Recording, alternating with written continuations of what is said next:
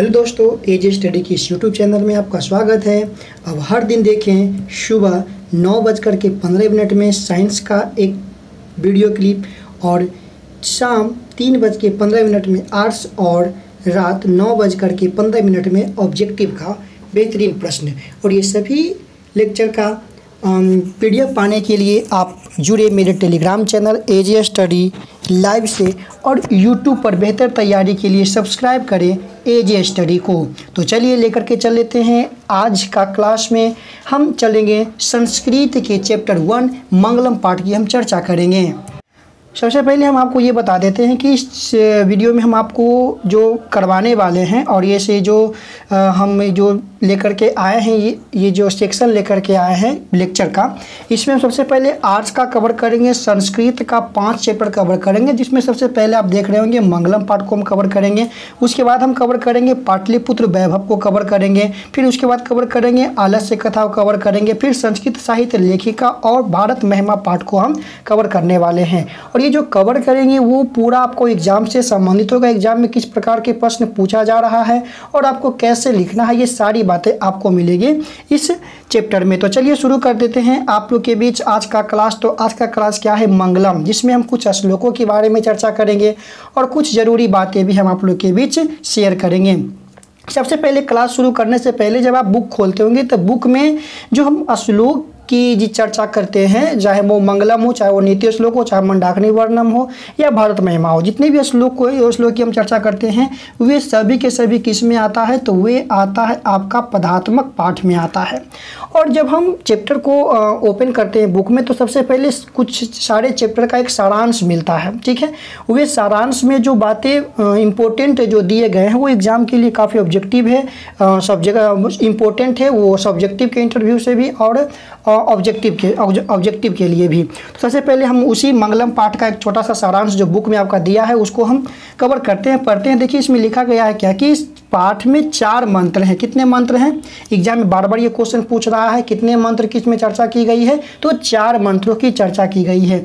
ईशावास्य, कठो और मुंडको तथा श्वेताश्वतरा उपनिषद का जो है इसमें चर्चा, जितने भी श्लोक लिया गया ये चारों उपनिषदों से जो है लिया गया है, ठीक है। इसके बाद ये मंगलाचार्य के रूप में पठनीय है, याद रखिएगा ये मंगलाचार्य के रूप में पठनीय है। और एक क्वेश्चन बार बार एग्जाम में पूछ देता है कि 2 नंबर का एक चैप्टर से बन रहा है कि उपनिषद क्या है, ठीक है ना। तो उपनिषद क्या है इसका जवाब भी हम इसी जो सारांश दिया गया है चैप्टर बुक के फर्स्ट में, उसी से हम इसका भी जो है जानेंगे, ठीक है। तो एक क्वेश्चन बनता है कि उपनिषद है क्या, तो याद रखिएगा कि वैदिक साहित्य में, ठीक है, क्या लिख रहे हैं हम, वैदिक साहित्य में विशुद्ध आध्यात्मिक ग्रंथों के रूप में उपनिषद का महत्व है। इन्हें पढ़ने से, याद रखिएगा, इन्हें पढ़ने से परम सत्ता की प्रति जो है श्रद्धा उत्पन्न होती है। इन्हें पढ़ने से परम सत्ता के प्रति क्या होती है, श्रद्धा उत्पन्न होती है, ठीक है। और सत्य के अन्वेषण की प्राप्ति होती है ना, क्योंकि उपनिषद में जितने भी रहस्य है, जीवन क्या है, मृत्यु क्या है, सत्य क्या है, ठीक है, ये सभी के बारे में जो है बृहद रूप से समझाया गया है ना। तो सत्य के अन्वेषण की प्रवृत्ति इसमें होती है। फिर तथा कहता है कि इसमें आध्यात्मिक खोज की उत्सुकता होती है, आध्यात्मिक खोज की उत्सुकता होती है, ठीक है। और उपनिषद ग्रंथ जो है विभिन्न वेदों से जो है संबंध रखता है, ठीक है ना। वेद के बारे में मालूम है, सामवेद, यजुर्वेद, ठीक है, ये सब मालूम है आप लोगों को। तो इसी से हम शुरुआत कर लेते हैं। ये जो आपका चैप्टर के फर्स्ट में जो दिया गया है एग्जाम में काफ़ी इससे क्वेश्चन बनता है और पूछता भी है। हम चर्चा करेंगे आप लोग के बीच श्लोक का चर्चा करेंगे, जिसमें जो 5 श्लोक है वो 5 श्लोक की चर्चा करेंगे और कैसे आपको लिखना है, इसका आंसर कैसे देना, याद कैसे करना है, ये सारे भी हम बात आप लोग के बीच चर्चा करेंगे। तो चलते हैं सबसे पहला श्लोक के पास। तो पहला श्लोक आप लोग के बीच देखिए आ चुका है और कहता है, पहला श्लोक सबसे पहले याद रखिएगा कि जो फर्स्ट श्लोक है वो आपका लिया गया है श्वेताश्वतरा उपनिषद से लिया गया है, ठीक है ना, याद रखिएगा। तो कहता है क्या जी, सबसे पहले श्लोक की हम चर्चा कर लेते हैं यहाँ पर। तो इससे जो है चैप्टर तो बहुत ही सारा क्वेश्चन इससे बन ही रहा है। ये जो आपका श्लोक दिख रहा है ये शायद श्लोक नंबर जो है कितना है, 5 आ गया। पहला श्लोक की हम चर्चा करते हैं। तो पहला श्लोक आप लोग के बीच ये रहा पहला श्लोक, ठीक है। ये लिया गया आपका ईशावास्य उपनिषद से लिया गया है, ठीक है। तो कहता है क्या चीज़, पहला श्लोक को एक बार पढ़ते हैं और इसको याद करते हैं, ठीक है। कहता है हिरणमयेन पात्रेण, बोलिएगा मेरे साथ साथ, कहता है हिरणमयेन पात्रेण शतस्यापहितं मुखं, हिरणमयेन पात्रेण शतस्यापहितं मुखं त्वं पूषणापावृणु, क्या बोला है, त्वं पूषणापावृणु सत्यधर्माय दृष्टये, ठीक है। एक बार फिर से बोल लेते हैं। कहता है हिरणमयेन पात्रेण शतस्यापहितं मुखं, हिरणमयेन पात्रेण शतस्यापहितं मुखं त्वं पूषणापावृणु सत्यधर्माय दृष्टये, ठीक है। 1 से 2 बार रिवाइज कीजिएगा श्लोक। देखिए आपको पूरा याद नहीं करना है, इससे ऑब्जेक्टिव टाइप से क्वेश्चन पूछ सकता है आपको कि इससे ऑब्जेक्टिव किस प्रकार से मिल सकता है, ठीक है। तो उसी पर हम चर्चा करेंगे। तो सबसे पहले अगर पहले जब 2018 से हम पहले की बात कर लेते हैं तो आपको दे देता था कि जो दिए गए निम्न दिए गए श्लोकों का इसका जो है हिंदी में अर्थ बताएं, ठीक है। लेकिन अब वैसा नहीं है, जिससे कि हम आपको बताएं ना कि उपनिषद क्या है, इस टाइप से क्वेश्चन दे सकता है, या मंगलम पाठ के आधार पर बताएं कि कल्याणकारी का मतलब क्या होता है, आत्मा का रहस्य क्या है, ठीक है ना। ये सब क्वेश्चन आपको हिंदी में ही आपको क्वेश्चन पूछेगा और हिंदी में ही आपको लिखने के लिए रहेगा। तो अगर हम इसकी वर्णन करते हैं, व्याख्या करते हैं, इसका PDF आपको टेलीग्राम पर मिल जाएगा। वर्णन करते हैं तो हम लिख सकते हैं कि ये जो प्रस्तुत श्लोक है, ये जो श्लोक हम देख रहे हैं, ये जो श्लोक है वो ईशावास्य उपनिषद से लिया गया है, ठीक है, याद रखिएगा। और कौन सा भाग से लिया गया है, 15वां भाग से लिया गया है, ठीक है, या संकलित है, ठीक है, तथा मंगलम पाठ से लिया गया है, ठीक है। संकलित कहाँ से है, तो ईशावास्य उपनिषद से। लिया कहाँ गया है, तो मंगलम पाठ से लिया गया है।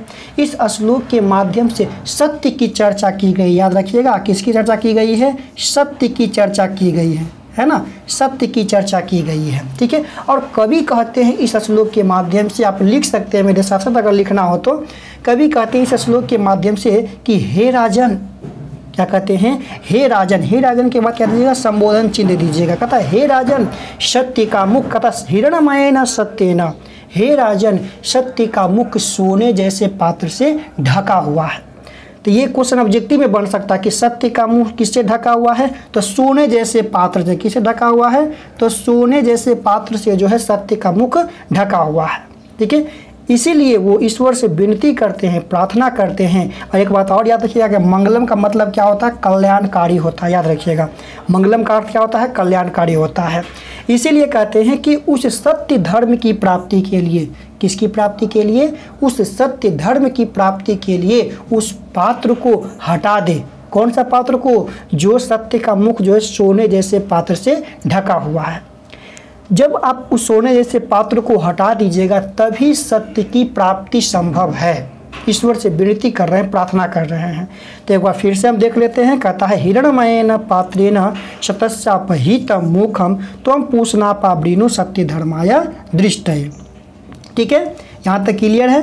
तो कहता है क्या चीज़, कि हे राजन सत्य का मुख सोने जैसे पात्र से ढका हुआ है, ठीक है।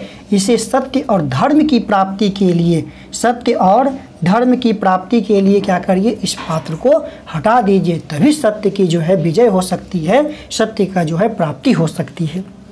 कितना सुंदर श्लोक था। चलिए तो नेक्स्ट श्लोक चलते हैं, श्लोक नंबर 2 के पास चल लेते हैं। पहला श्लोक आपका क्लियर हो गया।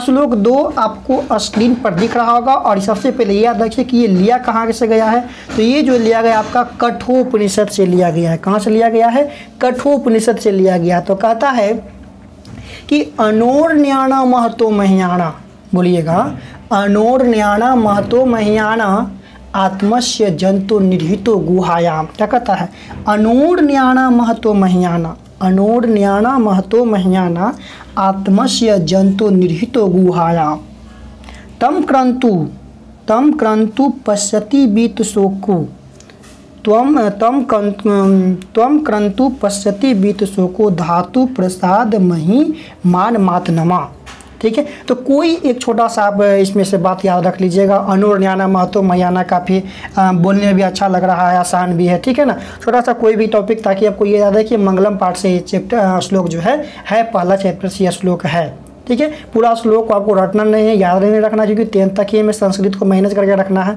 तो केवल हम परीक्षा की दृष्टि से ही सारा काम करेंगे, ठीक है। तो कहता है अनोर न्याना महतो महियाना। तो अगर हम इसकी व्याख्या करें, ये तो याद रखिएगा कि ये कहाँ से, ये कुछ दे सकता है आपको कि अनोर न्याना महतो महियाना वो कहाँ से लिया गया है। तो ऑप्शन दे देगा हम कि श्वेतांबरा उपनिषद से, कठोर से, कि मुंडकों से। याद रखिएगा ये जो आपका कठोर उपनिषद से लिया गया है। कहाँ से लिया गया है, तो ये जो है आपका कठोर उपनिषद से लिया गया है, ठीक है, कठोर उपनिषद, याद रखिएगा। अगर हम इसकी व्याख्या करें तो कह सकते हैं कि प्रस्तुत श्लोक कहाँ से संकलित है, तो कठोपनिषद से संकलित है, मंगलम पाठ से लिया गया है। और इस श्लोक के माध्यम से विद्वान ने आत्मा के स्वरूप एवं निवास के विषय में बताया गया है, ठीक है ना। आत्मा का स्वरूप क्या, आत्मा क्या है, इसके बारे में बताया गया है।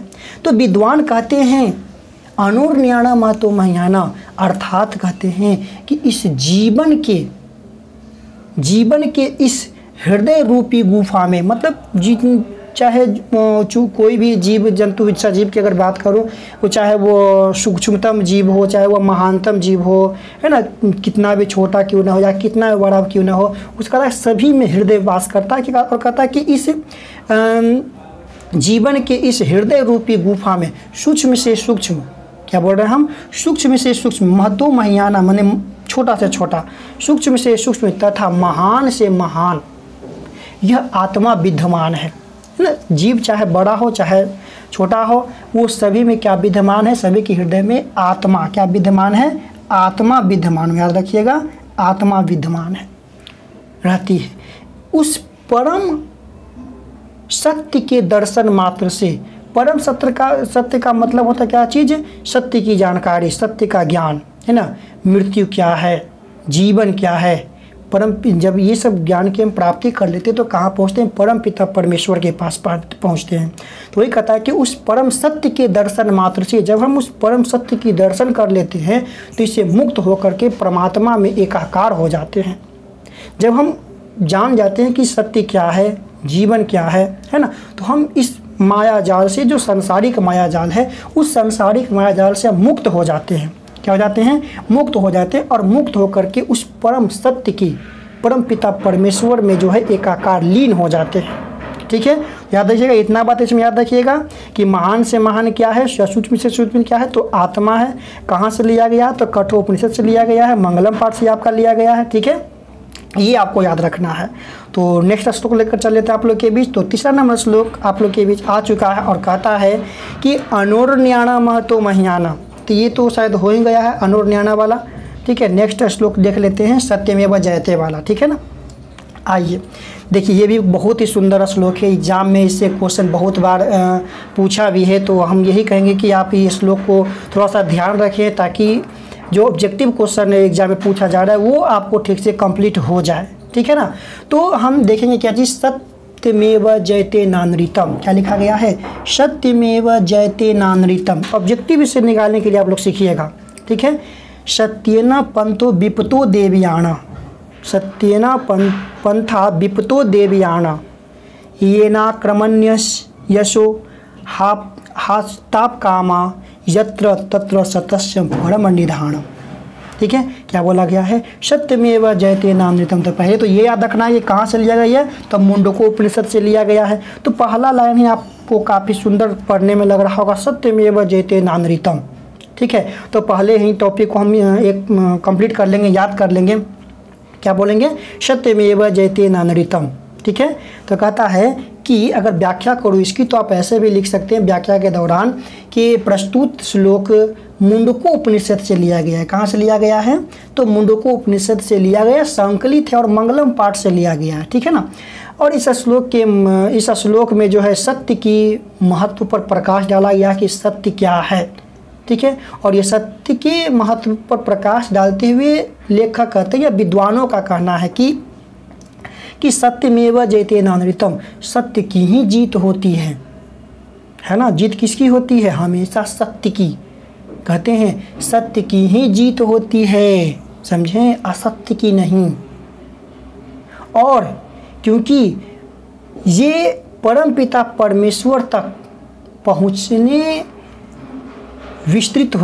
के लिए का जो है एक मार्ग विस्तृत करता है, जिसके द्वारा ऋषिगण उस परमात्मा को प्राप्त करना चाहते हैं। कहता है कि सत्यमेव जयते नानृतम सत्येन पंथ विप्तो देवयाना। ये यहाँ पर ये भी आप बोल सकते हैं कि हमेशा सत्य की ही जीत होती है। देखिए देवता क्या है? सत्य है, ठीक है। असुर क्या है? असत्य है ना। तो कहता है कि सत्येन पंथ विप्तो दे, माने देवता लोग, देवता का मतलब सत्य पर भी कभी कभी विपत्ति आती है, ठीक है। लेकिन अंततः जो जीत होती है वो किसकी होती है? वह सत्य की ही जीत होती है, ठीक है। और इसी सत्य की जो है प्राप्ति करके जो परमपिता परमेश्वर तक मार्ग जो है विस्तृत करते हैं, और इसी मार्ग पर चल करके ऋषिगण जो है उस परमात्मा में जो है एकाकार हो जाते हैं, लीन हो जाते हैं, ठीक है। तो सत्य किसकी होती है? हमेशा जीत की होती है। कहाँ से लिया गया है? मुंडको उपनिषद से लिया गया है, ठीक है। चलते हैं नेक्स्ट श्लोक के पास। तो श्लोक नंबर देख लेते हैं 4 क्या कहता है। तो श्लोक नंबर 4 कहता है, बहुत ही सुंदर है। सबसे पहले याद रखिएगा कि ये मुंडको उपनिषद से लिया गया है। याद कैसे करना? यथा नद अस्नंद मा समुद्रे। बहुत ही सुंदर श्लोक है, इससे बहुत कुछ आप सीख सकते हैं, ज्ञान की प्राप्ति कर सकते हैं, ठीक है। तो क्या कहता है? यथा नद अस्यंद मा ना समुद्रे अस्तम, इसको क्या पाते हैं? अस्तम, ठीक है। गच्छन्ति नाम रूपे विहाय, अस्तम गच्छन्ति नाम रूपे विहाय तथा विद्वान नाम रूपाद विमुक्त परमात्म परम पुरुष मुपैति दिव्यम। फिर से एक बार पढ़ देते हैं। यथा नद अस्नंद मा समुद्रे अस्तम गच्छन्ति नाम रूपे विहाय तथा विद्वान नाम रूपाद विमुक्त परम पुरुष मुपैति दिव्यम। अर्थात इसमें जो बोला गया है कि महत्व बताया गया है ना, कि पहचान क्या है, लोगों को पहचान कैसे मिलता है, ठीक है। तो कहता है कि सबसे पहले हम ये बोल सकते हैं कि ये जो श्लोक लिया गया है वो मुंडको उपनिषद से लिया गया है। तो मुंडको उपनिषद से 2 श्लोक हो गया, एक तो सत्यमेव जयते नानृतम वाला और एक यथा नदा वाला, ठीक है। तो 2 को आपका मुंडको उपनिषद से लिया गया है, ठीक है। तो याद रखेंगे, बोल सकते हैं कि प्रस्तुत श्लोक मुंडको उपनिषद से संकलित है। कहाँ से है? मुंडको उपनिषद से संकलित है, ठीक है, और मंगलम पाठ से लिया गया है। इस श्लोक में जो है जीव एवं आत्मा के बीच संबंध को दर्शाया गया है, ठीक है। विद्वान इसके बारे में कहते हैं कि जिस प्रकार यथा नद अस्नंद मा समुद्र, मतलब जब जो समुद्र होते हैं उसमें क्या होती है? छोटी छोटी नदियाँ जब बहती हुई जब उस समुद्र में मिल जाती है तो क्या होती है? अपने नाम रूप को छोड़ देती है, त्याग देती है, ठीक है। और वो अपने नाम रूप को त्याग करके उस समुद्र यानी उस या नदी के नाम से जानी जाती है। जैसे आप लोग देख रहे हो कि ये गंगा नदी है, ठीक है। और ये गंगा नदी में क्या हो गया? अनेक बहुत सारी नदियाँ जो इसमें आकर के मिल जाती है। तो जो नदियाँ गंगा में आकर के मिली वो अपने पूर्व नाम को त्याग देती है और उस गंगा के नाम से जानी जाती है। उसी प्रकार जब ये गंगा कहाँ मिल जाती है? बंगाल की खाड़ी में मिल जाती है, तो अपने नाम रूप को त्याग देती है और उस नाम से जानी जाती है। तो वही कहता है कि यथा नद अस्नंद मा समुद्रे अस्तम गच्छन्ति नाम रूप विहाय तथा विद्वान नाम रूपाद विमुक्ति परमापरम पुरुष मुपैति दिव्यम। कि जिस प्रकार बहती हुई नदियाँ समुद्र में मिलने के बाद अपनी नाम रूप को त्याग कर समुद्र के नाम से जाने जाती है, उसी प्रकार विद्वान जब परम परमेश्वर का मतलब सत्य, ठीक है, की प्राप्ति कर लेती है, जीत लेती है, जान जाती है, तो वो क्या होती है? परम परमेश्वर के दिव्य प्रकाश में मिल जाती है, ठीक है। परम परमेश्वर के दिव्य प्रकाश में मिल जाती है, ठीक है। तो ये आपका 4 श्लोक कंप्लीट हुआ। लास्ट श्लोक लेकर चल लेते हैं आप लोग के बीच, जो कि श्वेताश्वतरम उपनिषद से लिया गया है। तो आइए इसको पढ़ लेते हैं। सबसे पहले कहता है वेदाहमेतम पुरुषम महानतम। बहुत ही सुंदर श्लोक है, बार बार क्वेश्चन पूछ रहा है इससे। वेदाहमेतम पुरुषम महानतम आदित्य वर्णम तमस परस्तात तमेव विद्यावाती मृत्युमेति नान्य पंथा विद्य ए नाया, क्या कहता है, वेदाहमेतम पुरुषम महांतम आदित्य वर्णम तमस परम अस्तात तमेव विद्याति पुरुष मुपैति नान्त्या पंथा विद ए यनाया। ठीक है, बहुत ही सुंदर श्लोक है। ठीक है, इसमें ये आपको तो याद ही रहेगा कि ये कहाँ से लिया गया है, तो ये श्वेताश्वतर उपनिषद से लिया गया है। ठीक है, तो ये तो आप लिख ही सकते हैं कि प्रस्तुत श्लोक श्वेताश्वतर उपनिषद से संकलित है और मंगलम पाठ से लिया गया है। ठीक है, इस श्लोक के माध्यम से जो है देव स्वरूप परम पिता परमेश्वर के बारे में जो है, देव स्वरूप परमपिता परमेश्वर के बारे में जो है कहा गया है। और विद्वान अपने शब्दों में कहते हैं, ज्ञानी अपने शब्दों में कहते हैं कि वेदाहमेतम पुरुषम महांतम, देव आदित्य वर्ण सूर्य के समान, वेदाहमेतम तो वेद जो है आदित्य वर्ण, आदित्य माने सूर्य। ठीक है, आदित्य वर्ण सूर्य के समान दिव्य रूप में विराजमान। जिस प्रकार सूर्य जो है एक बिंदु पर विराजमान हो के दिव्य प्रकाश उज्ज्वल करता है, उसी प्रकार वेद को जब हम अध्ययन कर लेते हैं, पढ़ लेते हैं, तो हम क्या होते हैं, सूर्य के समान जो है दिव्य रूप में विराजमान हो जाते हैं। और ज्ञानी जन इसका साक्षात्कार करके, मतलब अध्ययन करके, ठीक है, ज्ञानी जन जो है इसका साक्षात कर करके, अध्ययन कर करके जो है, अर्थात उस प्रकाश पूर्ण दिव्य स्वरूप में ब्राह्मण का ध्यान करके, ब्रह्मा का, ईश्वर का ध्यान करके जो है मृत्यु पर विजय प्राप्त कर लेते हैं। ठीक है, मृत्यु पर क्या प्राप्त कर लेते हैं, विजय प्राप्त कर लेते हैं। ठीक है, तो ये जो हमने 5 श्लोक आप लोग के बीच जिक्र किया, ठीक है, तो ये 5 श्लोक जो है इम्पोर्टेंट है, एग्जाम में क्वेश्चन बनता है, ऑब्जेक्टिव बेसिस से छाट लीजिएगा। और टेलीग्राम पर PDF है ही, ये भी जो हम स्क्रीन PDF आपको बना रहे हैं, ये भी टेलीग्राम पर अपलोड कर दिया जाएगा। ठीक है, तो आपके बीच हर दिन 9:15 से आपको साइंस का क्वेश्चन, 3:15 में आपको मिलेगा आर्ट्स का एक लेक्चर, और 8:15 में मिलेगा आपका ऑब्जेक्टिव मिलेगा आपको। ठीक है, तो वीडियो को आप लोग शेयर कीजिए अपने दोस्तों के बीच। बेस्ट तैयारी के लिए सब्सक्राइब कीजिए AJ स्टडी चैनल को। ठीक है, मिलते हैं नेक्स्ट वीडियो में, धन्यवाद।